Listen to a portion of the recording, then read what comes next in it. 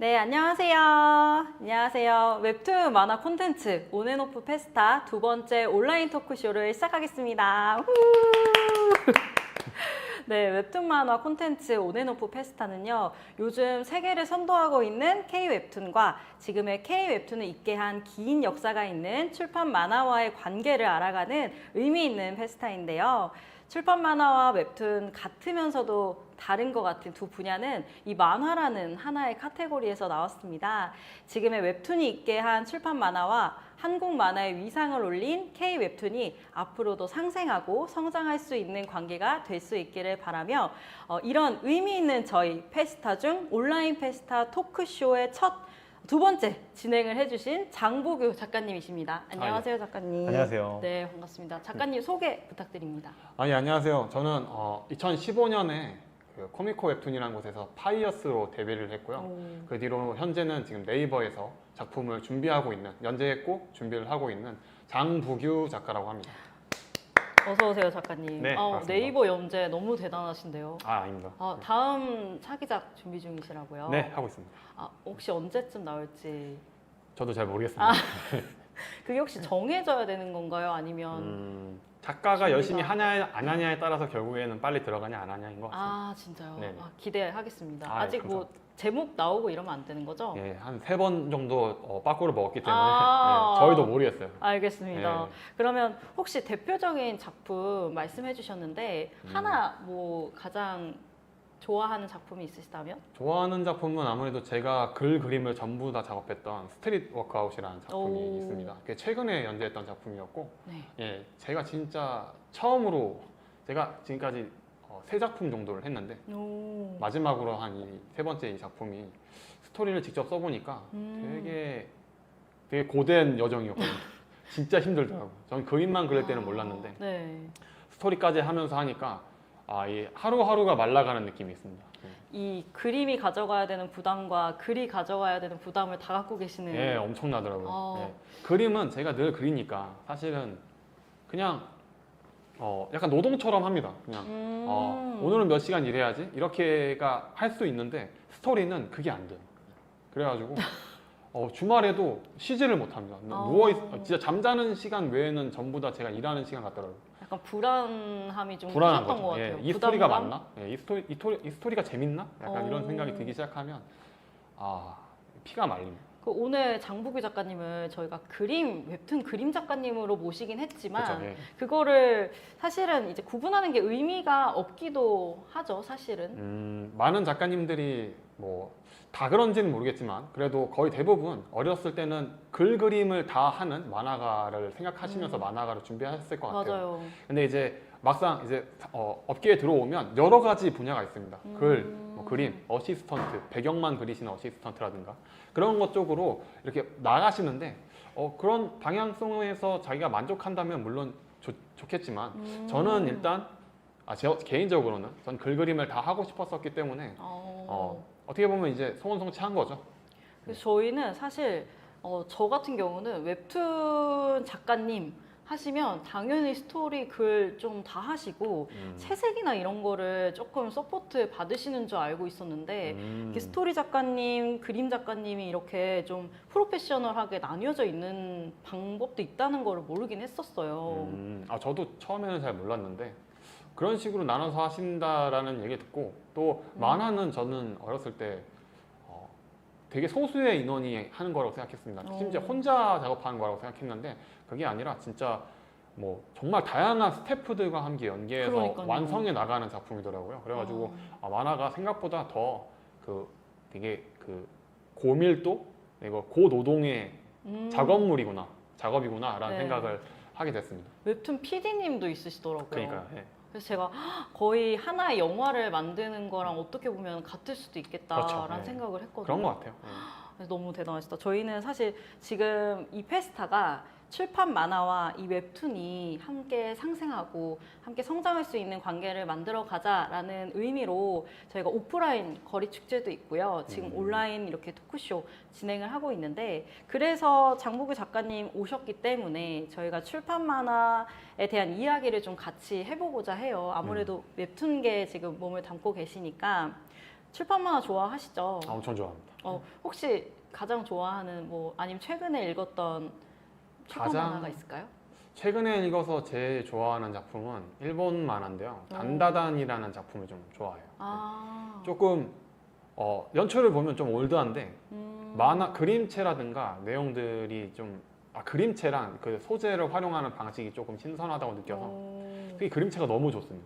그러면은 아무래도 웹툰 작가시기 때문에 다른 작가님 어, 책을 많이 보시는 편이신가요? 웹툰 작가요. 네, 웹툰? 웹툰이나 뭐 웹툰 쪽에서는 제일 좋아하는 작품은 현재 그 서비 작가의 초인의 시대라는 작품을 좋아합니다. 서비 작가님의 예, 초인의 그 시대. 작가님하고는 그 작가님하고는 제가 이제 축구 그 동아리가 있어요. 아, 네이버 진짜요? 작가들끼리 아. 거기서 좀 만나서 얘기를 해봤는데 이 만화에 낭만이 있는 음. 분이십니다.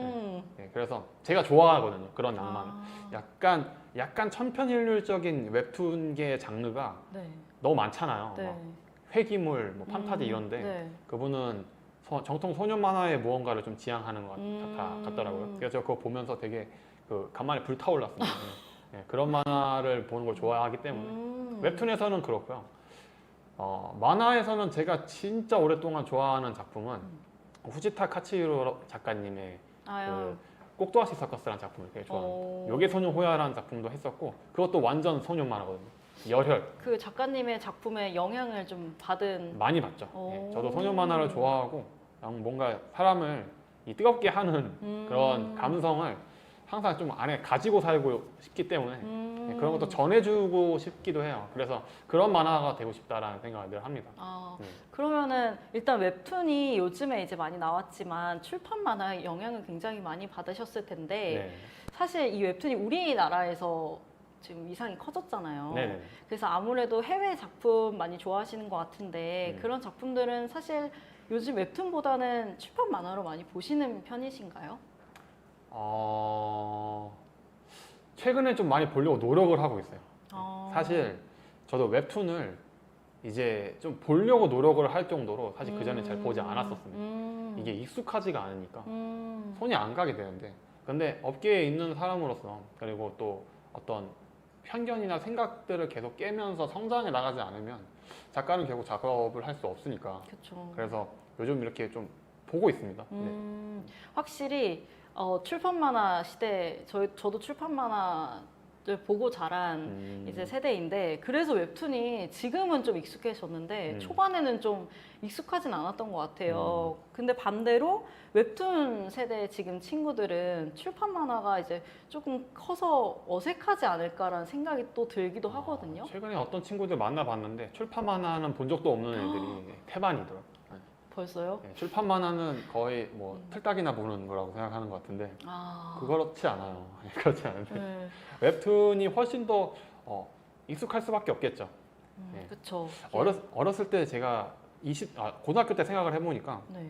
그때 이제 막 다음에서 야후나 이런 데서 웹툰이 나왔었습니다. 그때 다음에서 강풀이 제가 고등학교 때 강풀 작가님께서 이렇게 네. 항의하고 있었는데 네. 되게 적은 페이를 받고 일을 하셨다고 들었어요. 그때는 입지가 예, 입지가 없었으니까요. 없었으니까. 예, 그러다 보니까 작가님들 사이에서는 웹툰이 되겠어라는 말들이 좀 많이 오갔었다고 합니다. 예. 누가 본다고. 예, 약간. 웹툰 그거 뭐 있겠어? 라는 생각을 했다고 하는데 지금 생각해 보면 그런 것 같아요. 약간 신포도 전략 같은 거였다고 생각을 해요. 그러니까 에이 저 포도는 어차피 실 거니까 난 안 따먹을래 라고 하는 배가 고픈데도 따먹지 않는 물론 조금 상황은 다르지만 뭔가 새로운 게 다가왔을 때 우리는 항상 그 자기 합리화를 하게 되잖아요. 일단 초반에 부정하고 보는. 예, 일단 부정하죠. 내가 가지고 있는 것들을 부정하면 모든 게 무너질 수도 있다라는 착각. 물론 그게 오랫동안 사람이 살아온 어떤 성향이라고는 하는데 심리적 편향이라고 하는데 그쵸. 어찌됐건 그런 사이클을 한번 쭉 보니까 사람이 배워야겠구나라는 생각이 들더라고요. 그러니까 웹툰을 보기 시작한 겁니다. 웹툰을 더 많이 보려고 하고 배워서 나중에 이 웹툰이 또 다른 매체로 변화될 때에도 나는 도태되지 않고 계속 배워나갈 수 있는 작가가 돼야겠다라는 생각이 들어요. 하긴 맞아요. 지금 웹툰 말고 또 다음에 어떤 매체로 웹툰이 발전할지도 모르는 그렇죠. 상황이잖아요. 네네네. 그래서 그 의미로 또 다음 이제 주제가 나오긴 할 텐데 그 전에 혹시 이제 출판 만화랑 웹툰 이 관계가 작가님 개인적으로는 어떻다고 생각하시나요? 그냥 형제 관계라고 생각을 합니다. 어. 네, 형제 관계죠. 조금 성향이 다른. 같은 하나의 만화라는 곳에서 나온 네, 둘 다 음악을 하고 있는데 한 명은 클래식을 하고 한 명은 락을 하고 있는 거죠. 네, 그런 느낌이죠.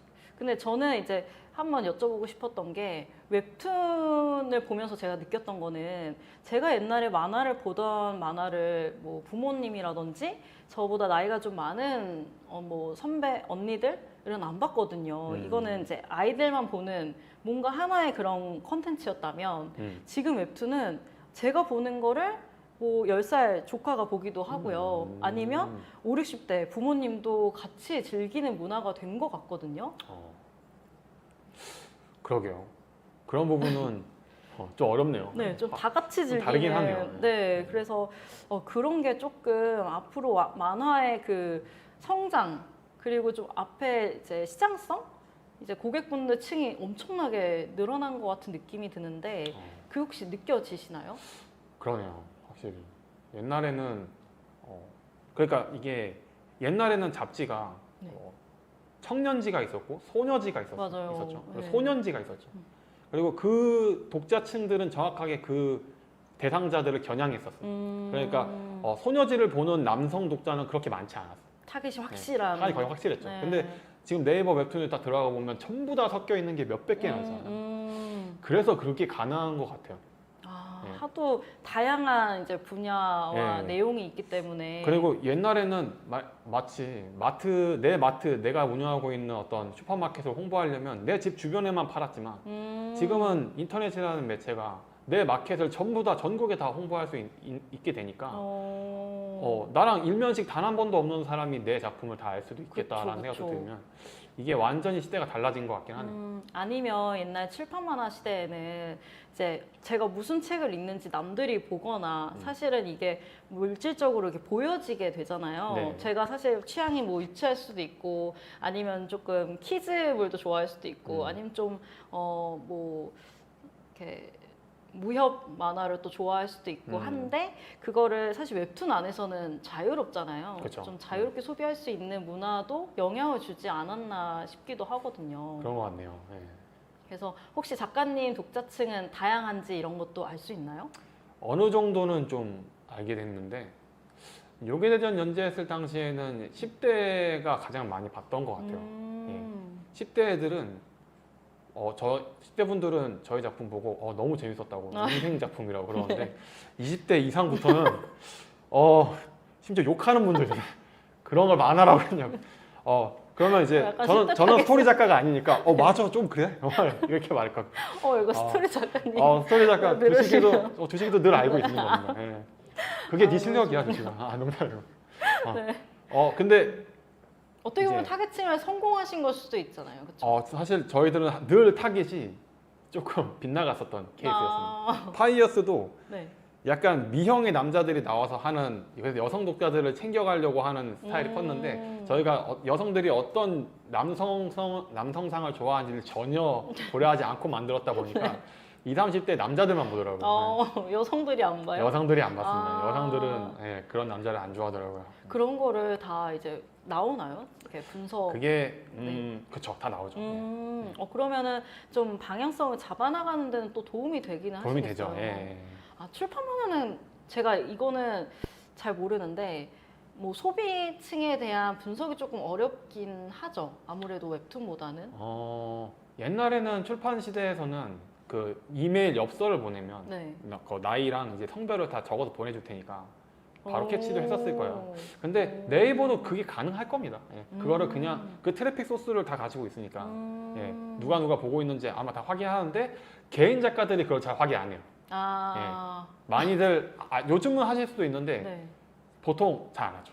보통 잘 안 하는 것 같더라고요. 근데 저희도 사실 잘 안 했어서 잘 몰랐는데 그런 것들을 이제 좀 조사를 해야 되니까. 왜냐하면 작품을 만드는 대중 작가는 내 대상자를 정확하게 타겟해야 할 줄 알아야 되더라고요. 그렇죠. 그렇지 않으면 약간 무슨 만화를 그려야 될지도 사실 좀 네. 어려워지고 그리고 결국에는 경제 활동을 위해서 다른 사람들의 즐거움을 제공해 줘야 되기 때문에 나만 즐거워서는 안 되는 것 같더라고요. 그렇다고 한다면 정확하게 목적성을 가지고 사람들에게 그 내용을 전달해 줘야 되는데 그러려면 어느 정도 나이대를 타겟하는 게 좋지 않나라고 그쵸. 생각합니다. 네.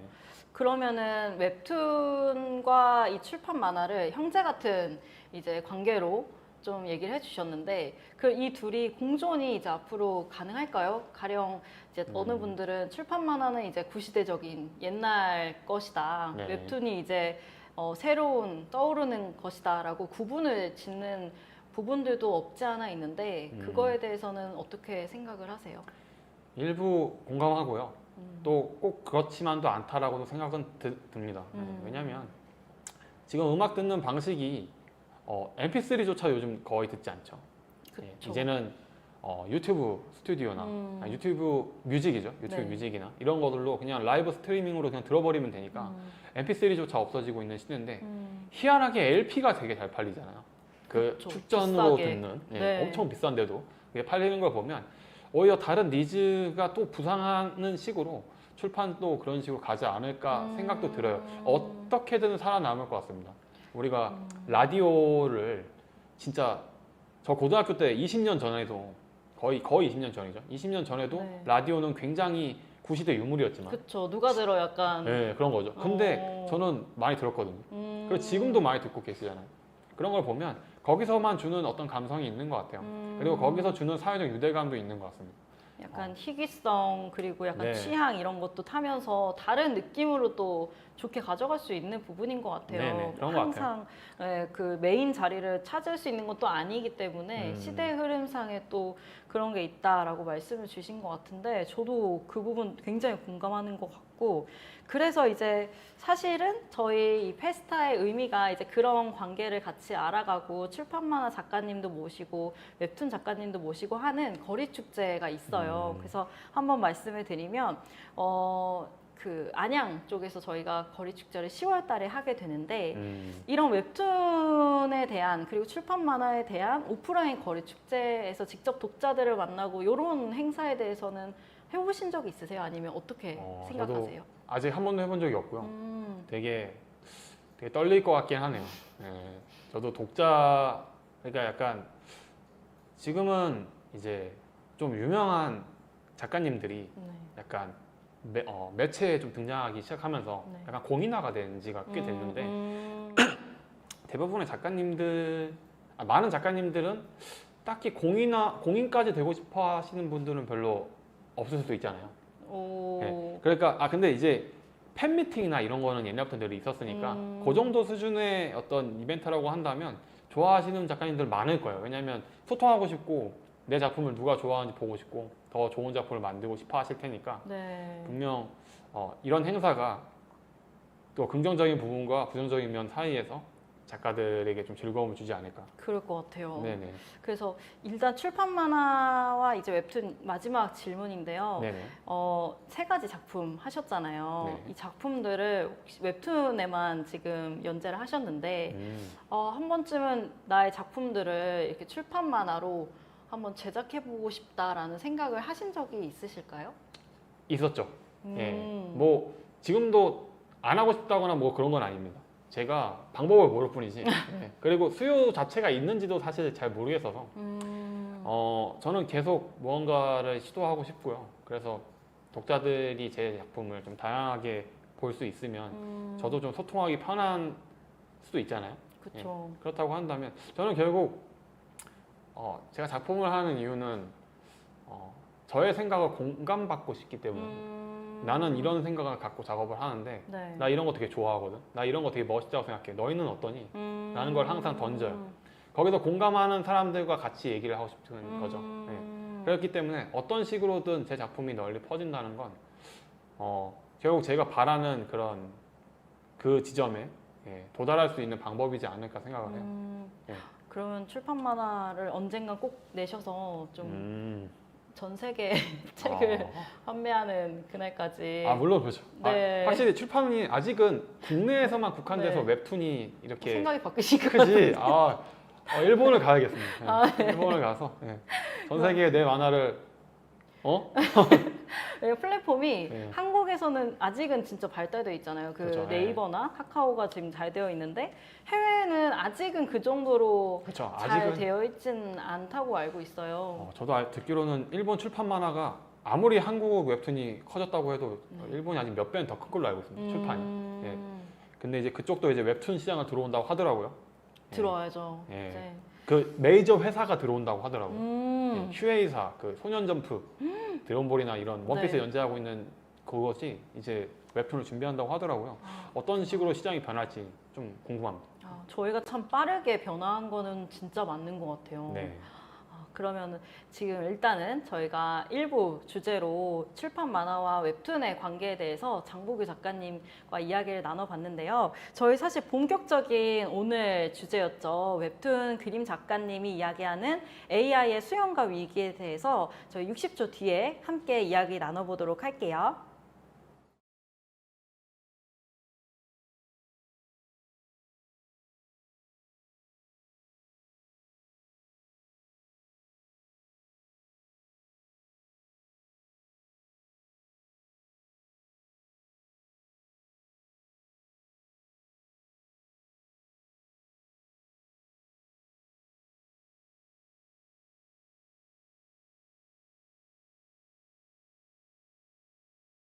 네, 지금 2부 시작했는데요. 2부의 주제인 웹툰 그림 작가가 이야기하는 AI의 수용과 위기에 대해서 한번 본격적으로 이야기를 해볼게요.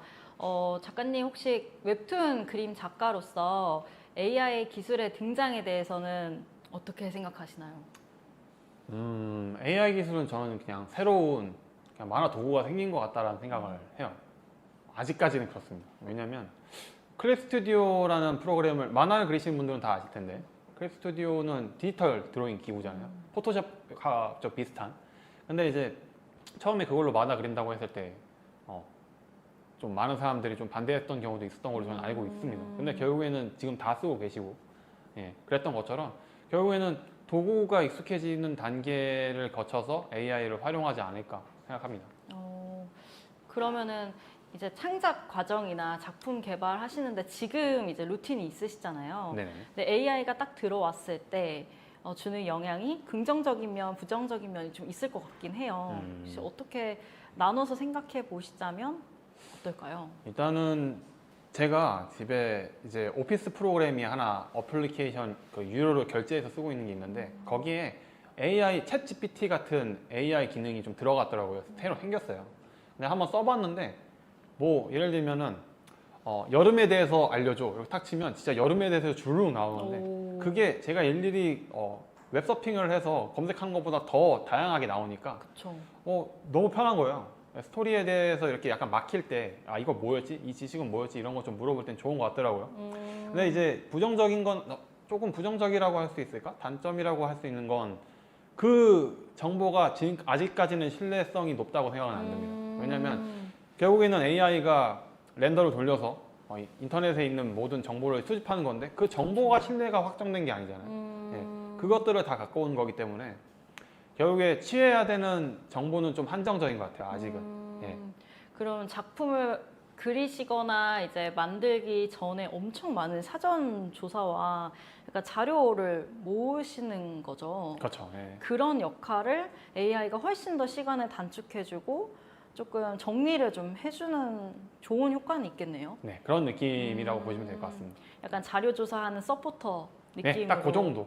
걔가 스토리를 만들어준다? 뭐 가능은 할 것 같습니다. 근데 저는 작품을 만들 때 작가가 어느 정도 그 좋은 정보들을 배치한다고 생각하거든요. 근데 AI가 아직 배치한다라고 생각은 못 하겠고요. 오히려 그 배치하는 능력들이 작가가 사람이 했을 때 네. 약간 그 허술함에서 나오는 개성이라고 생각을 해요. 그 작가의 매력을 그 허술함에서 느낄 수 있다고도 생각합니다. 그래서 저는 AI가 모든 작업을 대체할 수 있다는 거에 대해서는 아직은 이해하기 어렵습니다. 그러면 일단은 AI를 활용한다고 가정을 했을 때 이 웹툰 작업이 이제 작가님의 창의성에 대해서는 어떻게 영향을 줄 것 같아요? 그러니까 작가님께서 작품을 만드실 때 사용하는 창의성이 어쩌면 이 AI가 싹 만들어준 이 자료 조사나 이런 베이스에 의해 갇힐 수도 있지 않나라는 생각이 들거든요. 결국에는 작가가 조금 소신을 갖고 사용하느냐 안 하느냐에 좀 달리지 않았을까.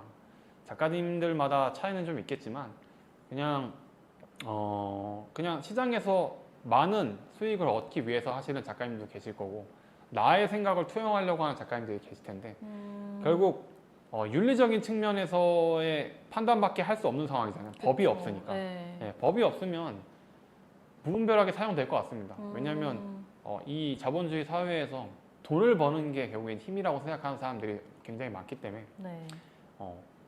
그래서 어느 정도 적정선에서 제가 생각하는 지점은 이제 작가의 창의성과 독자와의 연결성이 뭐 작가가 작품에서 전달하고 싶은 메시지라면 네. 저는 크게 문제가 되지 않을 거라고 생각합니다. 저도 들은 얘기지만 일본의 그 어떤 한 작가님께서 근데 그 작가님께서는 제가 보니까 배경을 AI로 쓰시는 것 같더라고요. 아, 배경만요? 예, 배경을.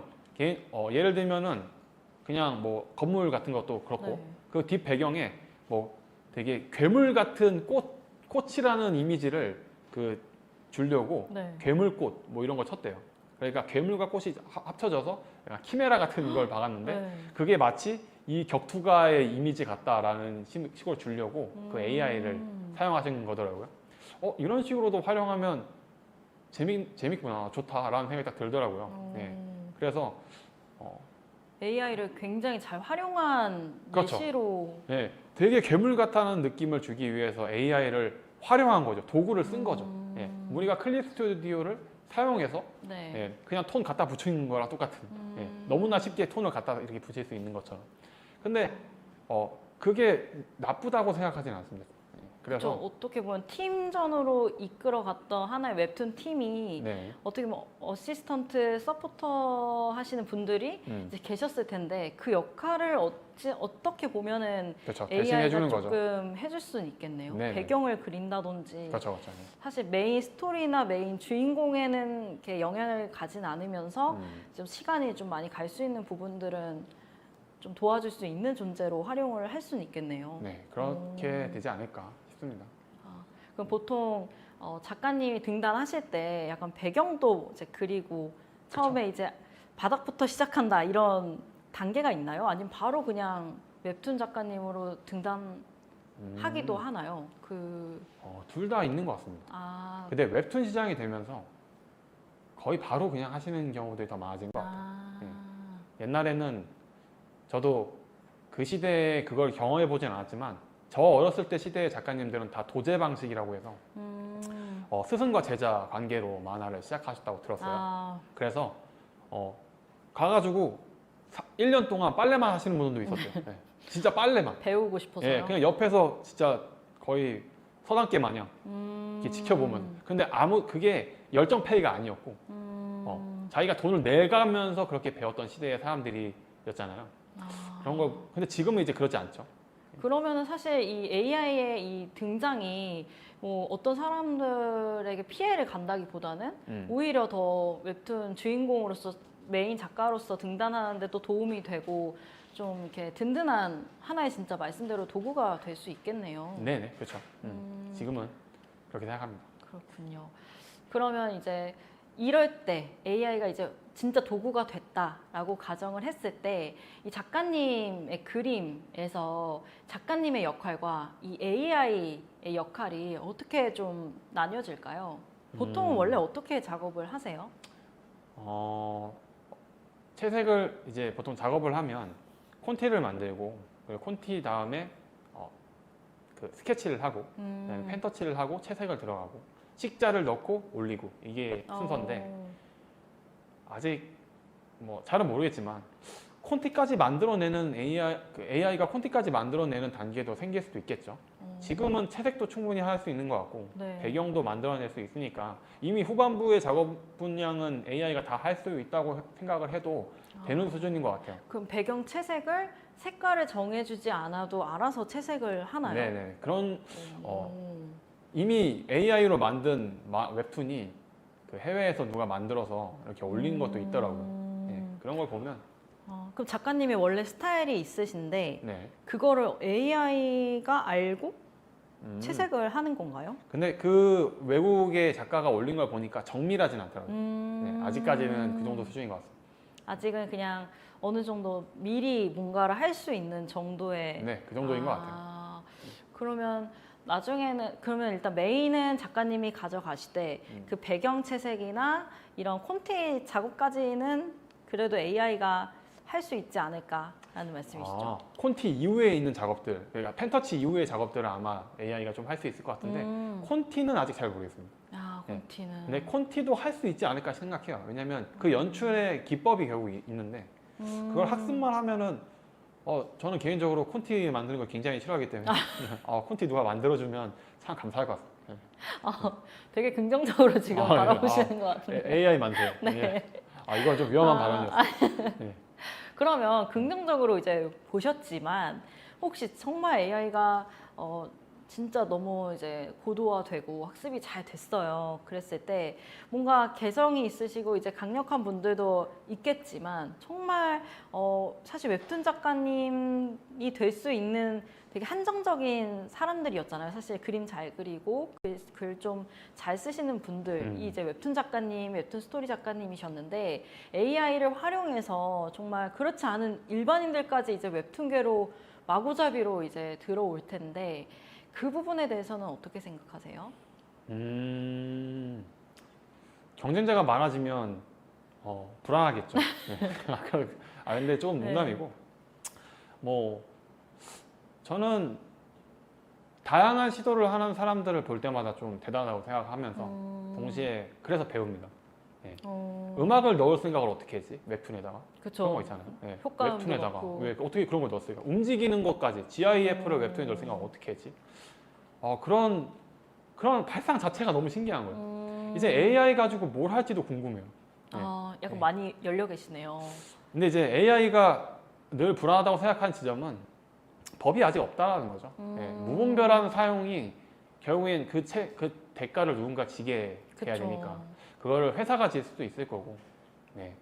그런 걸 봤을 때는 조금씩 잘 봐가면서 그러니까 현재 미국에서 AI 때문에 생긴 작가 파업 같은 게 네. 작가 조합이 파업을 한 것처럼 무분별한 AI 활용이 그 사람들의 생계를 위협해서 이런 큰 반발이 나타날 수도 있겠죠. 근데 AI가 나타나면 결국에는 어느 한 산업이 무너지는 거는 어쩔 수 없는 부분일 수도 있다고 생각을 합니다.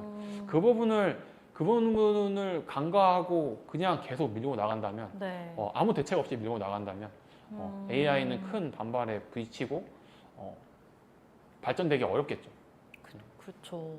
그러면은 이제 웹툰 작업을 하실 때 굉장히 새로운 소재 그리고 재밌는 소재, 사람들이 좋아할 만한 소재를 계속 발굴하시고 생각을 하셔야 되는데 그거를 AI와 함께 했을 때 좀 도움이 되는다고 생각을 하시나요? 아니면 그 부분까지는 정말 작가님만이 하셔야 하는 부분일까요? 아직까지는 저 잘 모르겠습니다. 근데 AI라는 소재 자체가 나타났으니까 저는 AI로 소재하면 되겠네 라는 생각은 단순하게 했거든요. 오히려 네, AI가 가지고 올 어떤 그런 파장들, 그 다음에 네. 부정적인 것든 긍정적인 것이든 그런 것들이 결국에는 작가로서는 흥미로운 소재라고 생각을 해요.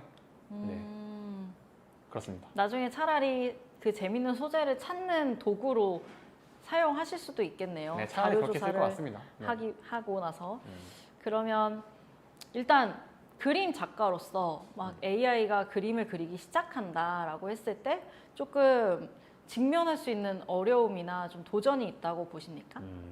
저작권이 있을 것 같습니다. 네, 저작권이 아직 아까도 말씀드렸지만 정확하게 규제되어 있는 법이 없으니까 그렇죠. 네, 어느 정도까지 사용을 해야 되는지를 전혀 누구도 모르죠. 지금은 윤리적인 측면으로밖에 얘기를 못 하잖아요. 이거는 좀 아닌 것 같은데. 근데 그런 건 법이 아니잖아요.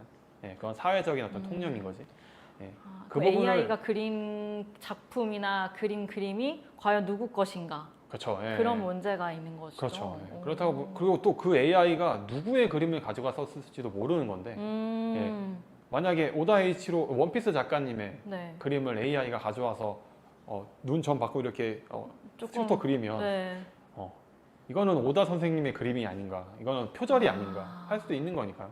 그리고 옛날에도 많이 나왔었지만 슬램덩크 작가님이 옛날에 이제 표절 시비에 걸리셨던 것처럼 네. 어떤 사진을 그냥 그대로 갖다가 그 포즈를 그대로 똑같이 그리면 표절이다라고 했던 시절이 있었거든요.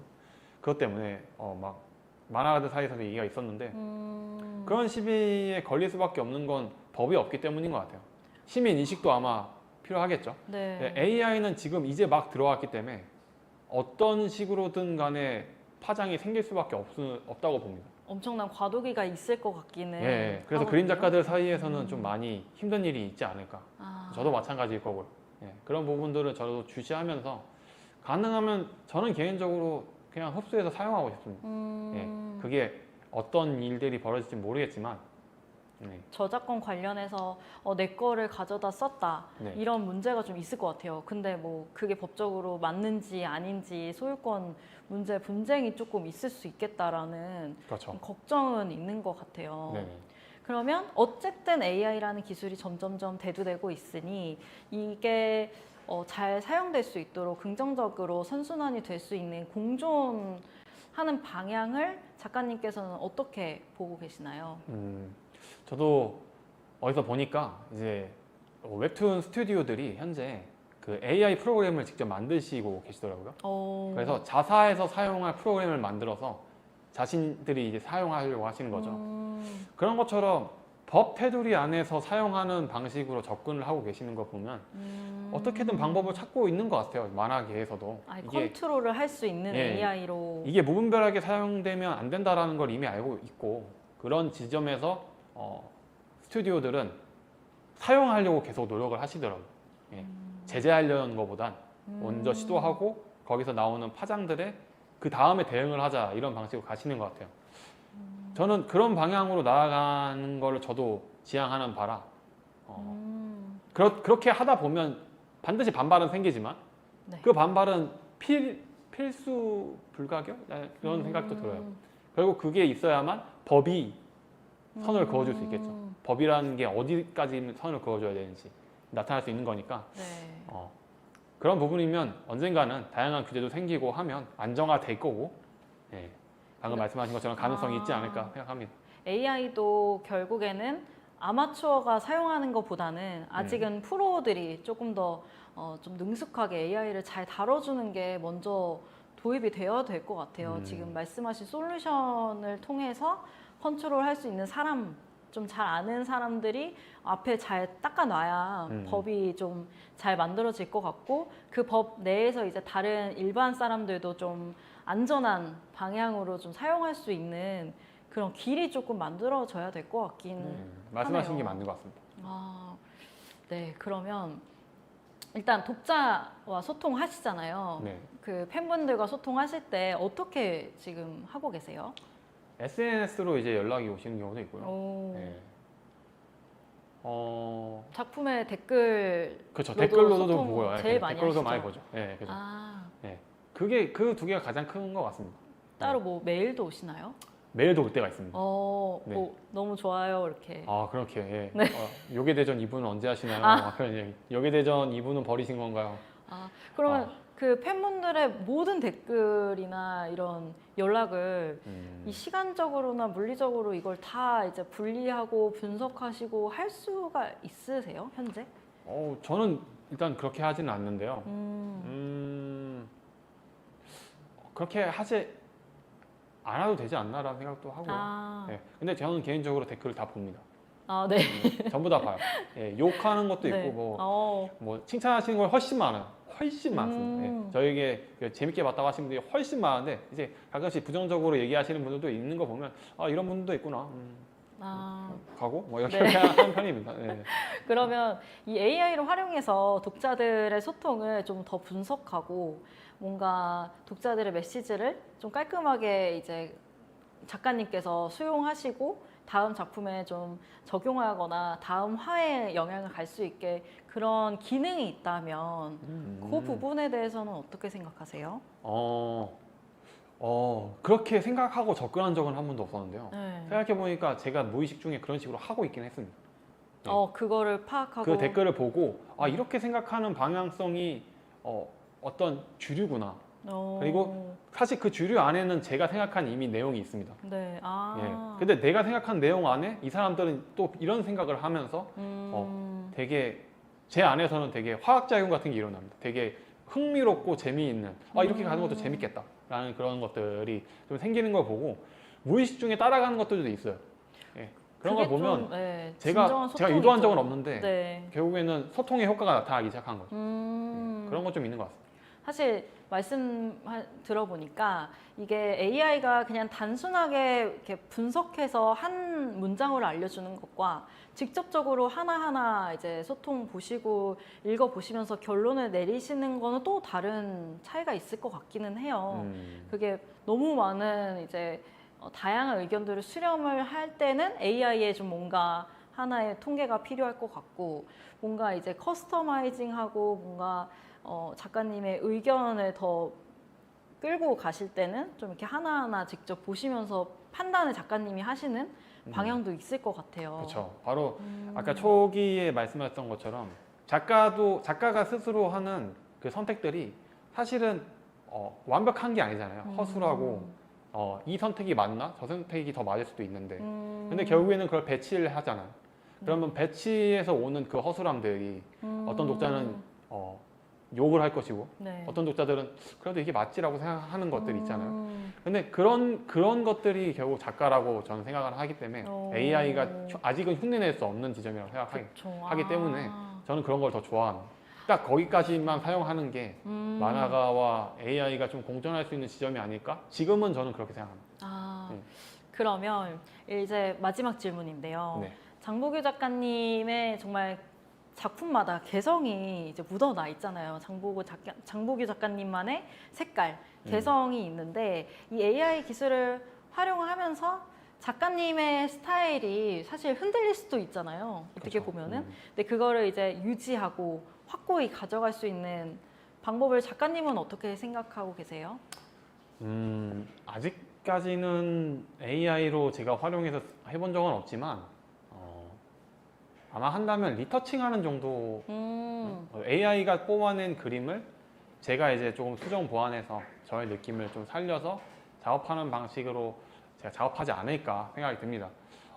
그리고 뭐 스토리 같은 경우에는 아까 말했던 것처럼 챗 GPT처럼 나온 그런 내용들을 가지고 제 작품에 그 정보를 조금 참고해서 작업할 수 있을 것 같고요. 지금으로서는 거기까지만 딱 생각이 듭니다. 네. 네, 오늘 장보규 작가님께서 얘기해 주시는 AI의 위기 그리고 수용에 대해서 이야기를 해봤는데요. 작가님 소감 한마디 해주시면 감사드리겠습니다. 네.